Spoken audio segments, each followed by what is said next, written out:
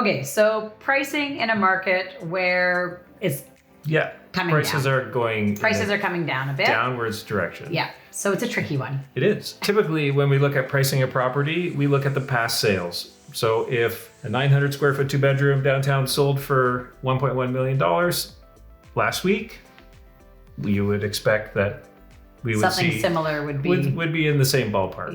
Yeah.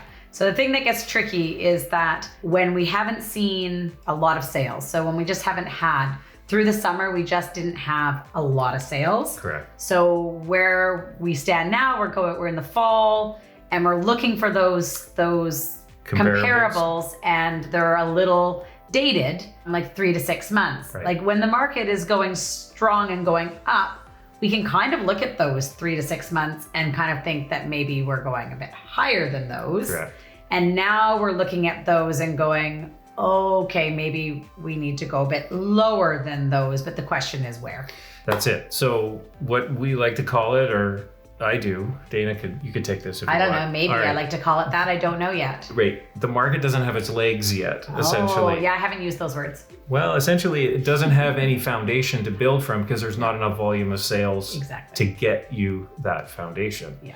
So when you're looking at pricing your home, it's not an easy task. So what you have to do is look at what the supply is on the market of your... For sure. What are you up against? Yes. So if you're looking at, if a buyer was heading out on a tour and looking at 5 properties around the same as yours, similar to yours, where do you stand? Yeah. Because you for sure want to stand out as good value in a market that is coming down. Correct. In a perfect world, you want all those other listings to sell your listing. That's right. Instead of you selling their listing. That's right.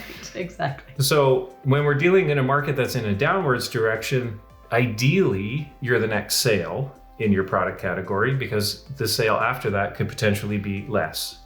So when you're picking your price, be cognizant that, if you're on the market for 3 to 6 months, more than likely what you started at will not be what the property sells at. I think the big thing is if you can get under the market and look good, and you'll have no problem getting sold. And remember, I think this is where people have a hard time, is people don't want to take less because of the next move. But remember, in a downward market, for the most part, you're going to take a bit less, but the property that you're about to buy is also going to be a bit less. So you really have to look at the big picture. All right, if you like what you see or hear, please, please like, share, and subscribe.